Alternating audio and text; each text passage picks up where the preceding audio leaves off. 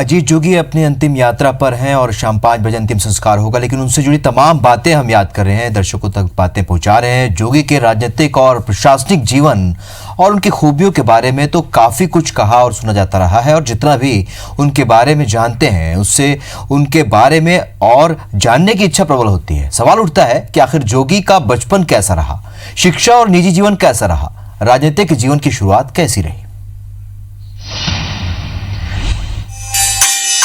अजीत जोगी का देसी अंदाज और जमीन से जुड़ाव उनके बचपन और जीवन संघर्ष का हासिल रहा है। अजीत जोगी का जन्म 29 अप्रैल 1946 को गौरेला के जोगीसार गांव में हुआ। इसके बाद जोगी के पिता जोगीसार से गौरेला के जोगी डोंगरी चले गए और यहाँ पर जोगी निवास बनाया।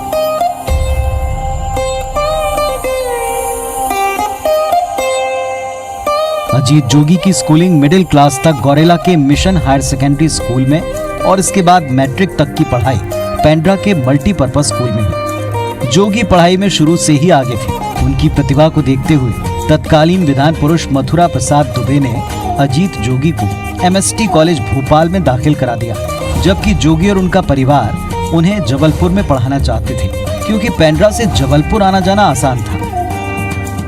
लेकिन आसान राह तो जोगी ने कभी चुनी ही नहीं। छात्र जीवन में अजीत जोगी गौरेला से पेंड्रा रोजाना 8 किलोमीटर पैदल चलकर पढ़ने जाते थे। मेहनत की पराकाष्ठा ऐसी कि वो पढ़ाई समेत सभी क्षेत्रों में अव्वल रहे। नेतृत्व क्षमता का गुण भी जोगी ने छात्र जीवन में ही दिखा दिया था। कैंपस प्रोजेक्ट वर्क के तहत अजीत जोगी ने श्रमदान कर स्विमिंग पूल का निर्माण कराया। 1968 में उन्हें स्वर्ण पदक के साथ Maulana Azad college of technology Bhopal से मैकेनिकल इंजीनियरिंग की डिग्री पूरी की। कॉलेज के दिनों में जोगी अपने विभाग में छात्र संघ अध्यक्ष भी चुने गए।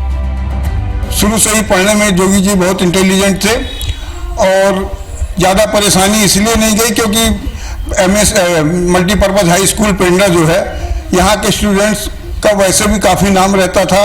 कई इससे पहले डॉक्टर फूलचंद वगैरह कई लोग जा चुके थे भोपाल पढ़ने के लिए, तो इनके एडमिशन में कोई परेशानी नहीं आई और ये शुरू से ही MSCT में भी अपनी क्लास में शुरू से ही टॉप करते रहे।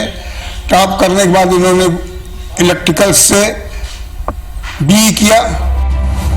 1974 में अजीत जोगी भारतीय पुलिस सेवा और भारतीय प्रशासनिक सेवा के लिए चुने गए। 1974 से 1986 तक मध्य प्रदेश के सीधी, शहडोल, रायपुर और इंदौर जिलों में जोगी ने अपनी प्रशासनिक सेवाएं दी। जोगी ने सर्वाधिक समय तक कलेक्टर रहने का रिकॉर्ड भी बनाया। सीधी के मानस भवन और गांधी विद्यालय की स्थापना कलेक्टर रहते हुए अजीत जोगी ने ही की थी। उनसे जुड़े हुए लोग उस वक्त को याद करते हुए बताते हैं कि वो एक ऐसे अफसर रहे जो उन कामों को प्राथमिकता दिया करते थे जो आमजन चाहते। अक्सर वो इलाके के लोगों से बुंदेलखंडी में बात करने का प्रयास किया करते थे। प्रशासनिक अधिकारी के तौर पर अजीत जोगी का लोगों से ये सीधा जुड़ाव आगे चलकर एक राजनेता के तौर पर उनको बेहद लोकप्रिय बना गया। उनके साथ सबसे बड़ी खूबी ये थी कि वो अगर किसी को अपना लेते हैं तो उसको छोड़ते नहीं है। तुमको अगर उनकी कोई अच्छाइयाँ अच्छी ना लगी हो, तुम भले छोड़ दो, बात दूसरी है, बाकी वो उनका प्रयास रहता है कि वो जनरली लोगों को छोड़ते नहीं है, क्योंकि उनके साथ सबसे बड़ी बात ये, एक तो वो माटी से जुड़े हैं। सबसे बड़ी खासियत जो उनकी थी कि उन्हें कलेक्टर होते हुए उन्होंने बघेलखंडी सीखना शुरू किया था और लोगों से बगैर टूटी फूटी बघेलखंडी में बात वो किया करते थे। इसीलिए इतना जल्दी आज तक जितने भी कलेक्टर महोदय आए हैं तो उनमें से जितना जल्दी उनकी पॉपुलैरिटी हुई हमारे सीधी जिले में, जनता ने उनको अपना माना। जिस ढंग से आत्मीयता के साथ लोगों ने उनको सम्मान दिया, उन्होंने भी यहाँ की जनता को सम्मान दिया।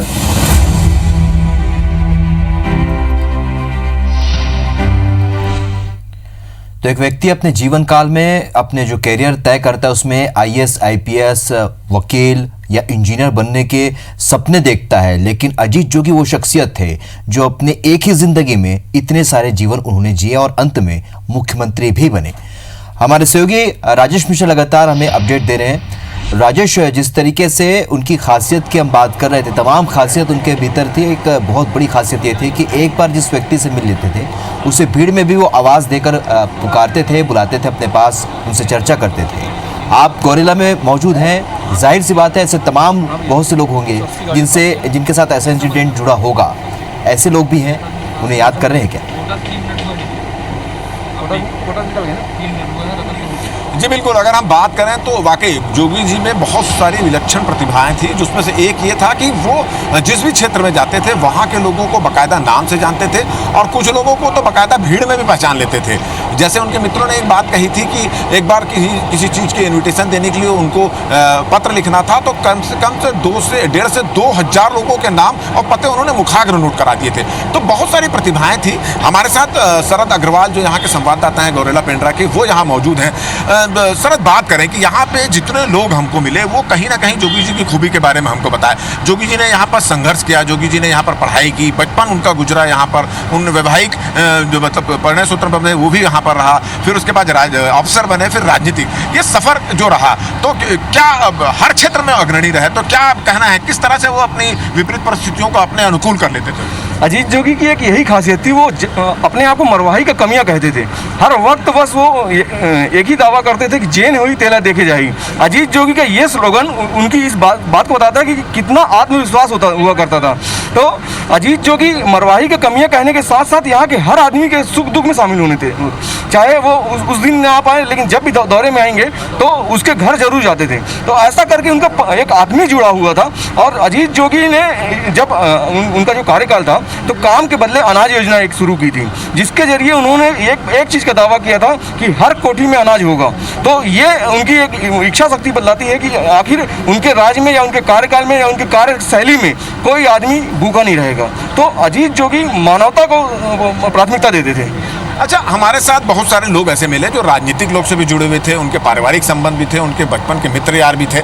आखिर उनमें ऐसी क्या क्वालिटी थी कि जो एक बार उनसे मिल लेता था तो उनका मुरीद हो जाता था? निश्चित रूप से आपने एक बात बोली कि जो हुई देखे जाई, और उसी अंदाज में उन्होंने पूरा जीवन दिया और हर जो जिस जगह पे गए उनके ऊंचाई पर वो पहुंचे, और यही वजह है कि बहुत सारे लोग हैं। तो आखिर उनमें ऐसी कौन सी शक्ति थी कि लोगों को अपनी ओर आकर्षित कर लेती थी और लोग एक बार उनके जो मुरीद हो जाते थे? अजीत जोगी जब भी किसी से बात करते थे, कोई उनसे पहली बार मिलता था, मैंने भी इस बात को देखा कि वो किसी से अजनबी जैसा व्यवहार नहीं करते थे और कभी भी किसी को ये नहीं एहसास होने देते थे कि वो पराया है या उनसे पहली बार मिल रहा है। तो अजीत जोगी जब भी किसी से इंटरेक्ट होते थे तो हमेशा उसके बाद और उसके पहले भी वो जोगी से जिस उम्मीद से मिलने आता था उससे दोगुनी खुशी लेके जाता था।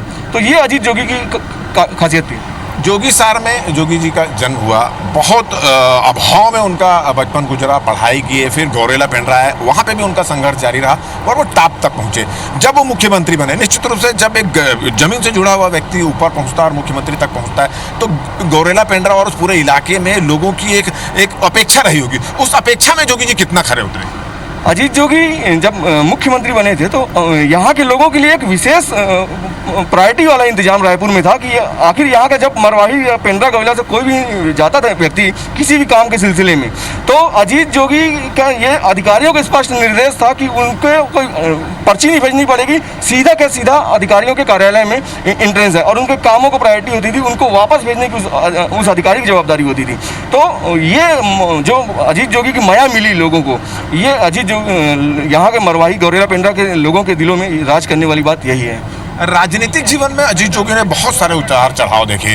वो मुख्यमंत्री बने, छत्तीसगढ़ के प्रथम मुख्यमंत्री बने, फिर कुछ ऐसी परिस्थितियां हुई, कांग्रेस से उनको हटाया गया, फिर वो कांग्रेस में आया, फिर उनका एक्सीडेंट हुआ, फिर वो उन्होंने अलग पार्टी बनाई। तो ये विपरीत परिस्थितियों से निकल जाने की जो उनकी कला थी, वो उसके बारे में क्या कहना है? बिल्कुल, इसका आप अंदाज लगा सकते हैं 2018 के चुनाव में जब अजीत जोगी की पार्टी जब अलग होकर जब चुनाव लड़ रही थी तो ये माना गया कि मरवाही अजीत जोगी का गढ़ है या कांग्रेस का गढ़ है। दोनों के अपने अपने दावे थे, क्योंकि राज्य बनने के बाद अजीत जोगी ही या जोगी परिवार का ही सदस्य चुनाव लड़ता था और एक रिकॉर्ड मतों से जीत दर्ज करता था। जब 2018 का जो चुनाव हुआ तो जनता कांग्रेस छत्तीसगढ़ से अजीत जोगी ने बिना प्रचार किए भी सर्वाधिक मतों से जीत का रिकॉर्ड कायम किया। तो विपरीत परिस्थिति में दर्ज कराई गई एक जीत थी जिसमें यह अंदाज लगाया जा सकता था कि मरवाही कांग्रेस का गढ़ है कि जोगी का गढ़।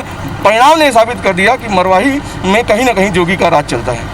क्या लग रहा है अगर जोगी जी नहीं होते अगर जोगी जी इस क्षेत्र से नहीं होते तो ये क्षेत्र जितना अभी जो दिख रहा है वो उतना प्रगति कर पाता। एक दूसरा, और क्या यहाँ के लोगों की अपेक्षा थी जोगी जी से जो वो नहीं कर पाए? एक कसक होती ना कि काश ये मैं करता। आपसे जब जोगी जी आते होंगे तो आपसे भी उनकी बातचीत होती होगी, अच्छे आपसे संबंध थे, तो कोई कसक थी कि इस क्षेत्र के लोगों के लिए मैं ये नहीं कर पाया, ये करना चाहिए था?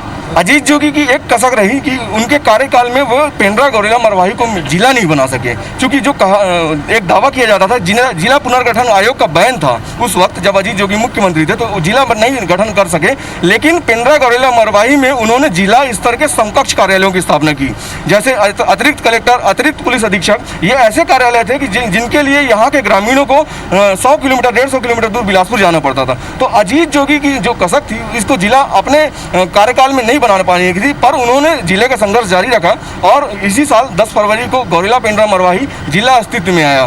कांग्रेस सरकार के कार्यकाल में आया, पर कहीं ना कहीं ये जोगी की इच्छा शक्ति थी। जोगी इस जिले का नाम नर्मदांचल जरूर रखना चाहते थे, क्योंकि जोगी के पीछे जोगी जी की इसके पीछे सोच ये थी कि ये नर्मदा प्रभावित वाला क्षेत्र न सही, पर नर्मदा के उद्गम का क्षेत्र है, तो नर्मदांचल इस जिले का नाम होना चाहिए। जोगी इस जिले का नाम नर्मदांचल रखना चाहते थे। चलिए, ये बहुत सारी जानकारी शरद अग्रवाल के जरिए मिली है। अभी जो जिस तरह से कार्यक्रम है, चूंकि अभी ये पता चला है कि बिलासपुर के मारवाही सदन से निकल चुके हैं और कोटा वो पहुंच चुके हैं, उसके बाद उनका क्या क्या प्रोग्राम है और यहाँ पर जो प्रार्थना सभा होने वाली है उसके लिए भी एक विशेष तरह की तैयारी यहाँ पर कर चुकी है। तो अभी आप पल पल जानकारी ले रहे थे कि कहाँ उनका क्या है पूरा प्रोग्राम है? अजीत जोगी जी का काफिला अब जो है कोटा से भी निकल चुका है।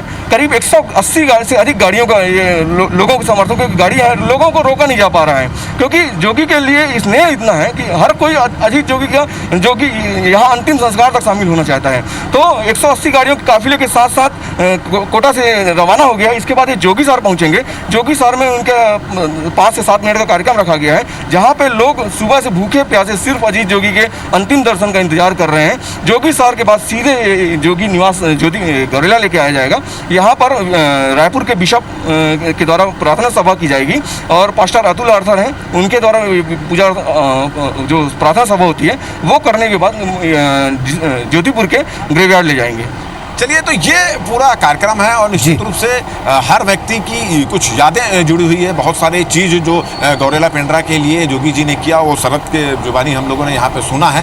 तो ये पूरी व्यवस्था है। अब ये है कि कोटा से भी जोगी जी का पार्थिव शरीर निकल चुका है। अब वो अपने गृहग्राम पहुँचेंगे और गृहग्राम पहुँचेंगे वहाँ पर भी उनके अंतिम दर्शन के लिए रखा जाएगा। और उनके गृहग्राम जो जोगी सार है वहाँ पर बहुत सारे लोग, जो गाँव की महिलाएँ, बच्चे, तमाम लोग हैं जो कल रात से उनके घर में चूल्हा नहीं जला है, वो अंतिम दर्शन के लिए वहाँ ले जाया जाएगा। और उसके बाद फिर जहां हम खड़े हैं वहां पर उनके पार्थिव शरीर को लाया जाएगा और यहां पर भी गौरेला पेंड्रा के और आसपास के जो लोग इकट्ठे हुए हैं वो उनको श्रद्धांजलि देंगे। फिर ज्योतिपुर में जो ग्रेवयार्ड है वहां पर उनका अंतिम संस्कार किया जाएगा। बिल्कुल, और तैयारियों को भी हम देख पा रहे हैं राजेश, और लोगों में उत्साह भी, और देखने की अपने नेता को, अपने प्रिय नेता को अंतिम दर्शन के लिए यहाँ पर बड़ी संख्या में लोग भी नजर आ रहे हैं। फिलहाल आपकी क्या अधिकारियों से बात हुई है, क्योंकि सोशल डिस्टेंसिंग एक मुद्दा है, इसे लेकर आज सुबह सुबह अमित जोगी ने भी ट्वीट किया कि आप जरूर अपने नेता के दर्शन कीजिए, लेकिन सोशल डिस्टेंसिंग का भी पालन करना बेहद ज़रूरी। उन्होंने लिखा कि हमारा परिवार भी इस बात का ख्याल रख रहा है।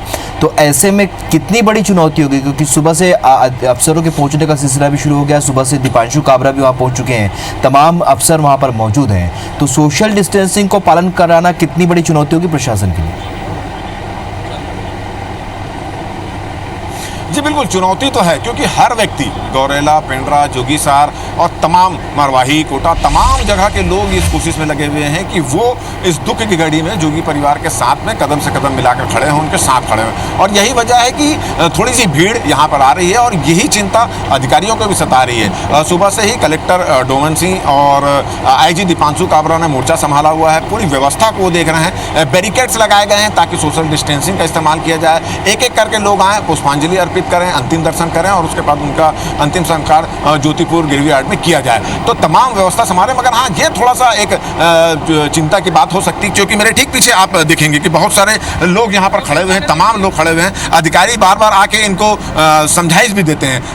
अमित जोगी ने भी ट्वीट किया है कि कृपया इस कोरोना काल में आप जो है कि सोशल डिस्टेंसिंग का इस्तेमाल करें, और समझाइश भी दी जा रही है, लोग कोशिश भी कर रहे हैं। मगर ये थोड़ा सा चिंता की बात है और शायद यही वजह है कि जो ज्योतिपुर में ग्रेवयार्ड जाना है वहाँ पर 20 लोगों को ही जाने की इजाज़त यहाँ पर दी गई है, जिसमें जो VVIPs हैं वो जाएंगे और जोगी परिवार के जो लोग सदस्य हैं उनको ही जाने की इजाज़त दी जाएगी। और यहाँ पर जहाँ पर व्यवस्था की गई कि सोशल डिस्टेंसिंग का पालन किया जाए, जगह जगह बोर्ड्स भी लगाए गए हैं और ये भी मैसेज दिया गया कि इस जिले पे 3 मरीज कोरोना के हैं और कोरोना का संक्रमण फैला हुआ है, तो मास्क पहन कर आएँ, सैनिटाइजर से हाथ धोते रहें और इसके अलावा सोशल डिस्टेंसिंग का भी पालन किया। तो अधिकारी बार बार निर्देश भी दे रहे हैं और अमित जोगी ने भी ट्वीट करके ये कहा है, मगर लोगों की जो भावना है वो उस पर कंट्रोल नहीं कर पा रहे हैं, लोग काफ़ी संख्या में यहाँ पर पहुँच रहे हैं। चलिए, तो कोटा पार्थिव देव पहुंच चुका है और आप लगातार वहां से अपडेट भी दे रहे हैं। कुछ देर बाद यहाँ पर उनका पार्थिव देव आ जाएगा और उसके बाद अंतिम संस्कार की प्रक्रिया होगी। राजेश, आपके पास वापस लौटेंगे। फिलहाल इस जानकारी के लिए आपका बहुत बहुत शुक्रिया। तो अजीत जोगी सिर्फ उनकी मेहनत और कामयाबी ने नहीं बनाया, बल्कि जोगी के जीवन में आए उतार चढ़ाव, गंभीर हादसों और चुनौतियों ने उन्हें वो मुकाम दिया जो कभी भुलाया नहीं जा सकता, जहां तक पहुंच पाना हर किसी के बस की बात नहीं है।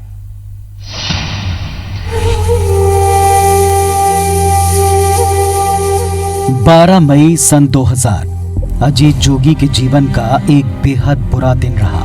जोगी की पुत्री अनुषा जोगी का इंदौर में आकस्मिक निधन हो गया।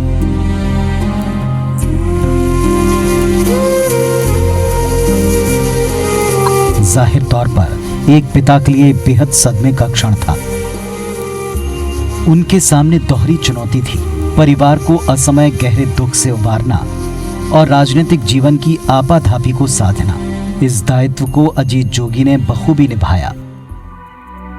जमीन से जुड़ा और आला कमान का हाथ जोगी को जल्दी ही राजनीतिक ऊंचाइयों पर ले गया, लेकिन दूसरी तरफ प्रारब्ध ने उनकी कड़ी परीक्षाओं का क्रम जारी रखा। उनकी जिजीविषा, उनके जुनून का इम्तिहान अभी बाकी था।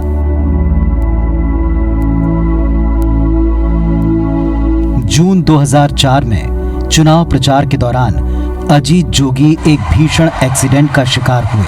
इसमें वो गंभीर रूप से जख्मी हो गए।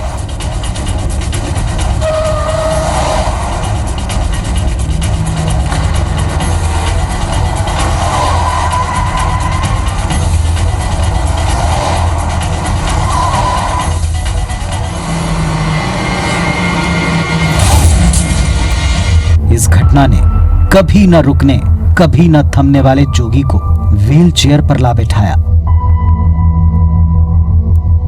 पर वो कहां मानने वाले थे। प्रयास जारी रहा। देश विदेश में मेडिकली हर उस विकल्प को आजमाया गया जो उन्हें फिर से अपने पैरों पर खड़ा कर सकता हो। जोगी ने अपने हौसले के बलबूते कृत्रिम मशीनी पैरों के सहारे फिर खड़ा होने की भरपूर कोशिश की, लेकिन अफसोस वो कोशिश कामयाब न हो सकी। न्यूजीलैंड से उनके लिए मंगवाया गया रोबोटिक पांव उन्हें फिर खड़ा नहीं कर सका।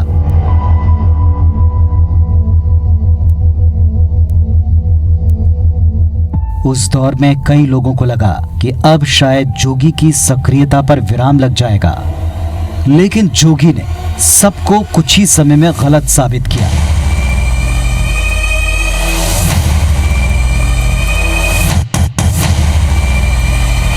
तो मैं हमेशा देखता है कि राजनीतिक सफर हमेशा संघर्षपूर्ण रहा, लेकिन उन्होंने हमेशा उसमें विजय पाई और विजय पाकर आगे वो बढ़ते गए और अपने लोगों को साथ लेके जो क्षमता उनके अंदर अद्भुत है, वो आज भी अगर आप देखते होंगे कि छत्तीसगढ़ राज्य में अगर आप देख रहे हैं तो उन्होंने एक उनके बात कहने से लोगों का एक विश्वास पैदा हो जाता है और लोग उनके बीच चले आते हैं।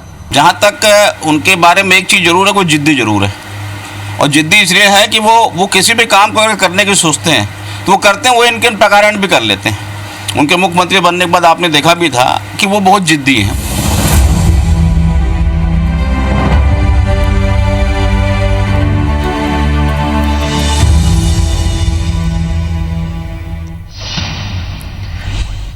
तो अजीत जोगी आज हमारे बीच नहीं है, लेकिन लगातार उनसे जुड़ी यादें हम आप तक पहुंचा रहे हैं और पल पल के अपडेट्स भी आप तक पहुंचा रहे हैं, क्योंकि आज अंतिम संस्कार है और ऐसे में लगातार तस्वीरें आप तक पहुंचा रहे हैं। उनकी अंतिम यात्रा से जुड़ी तमाम तस्वीरें हम आप तक पहुंचा चुके हैं और अब से कुछ देर बाद उनके अंतिम संस्कार होगा। ये तस्वीरें देखिए, 4 तस्वीरें हैं।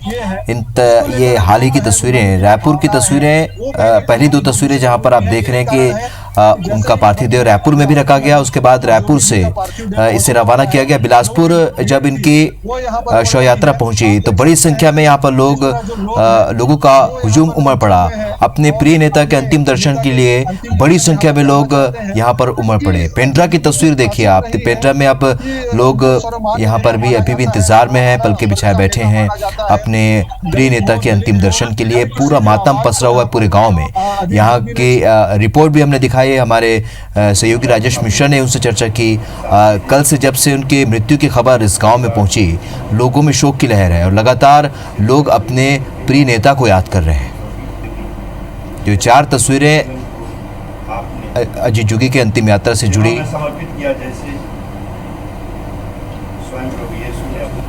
पल की अपडेट्स हम आप तक पहुंचा रहे हैं। अब से कुछ घंटे बाद यहाँ पर अंतिम संस्कार होगा अजीत जोगी का। जोगी जी ने अपने कार्यकाल में किए हैं, उसको लेकर जो कहे लोगों की जो भावनाएं हैं। चलिए, तो इस बुलेटिन में फिलहाल इतना, लेकिन ताज़ा अपडेट के लिए आप बने रहिए IBS 24 के साथ। नमस्कार।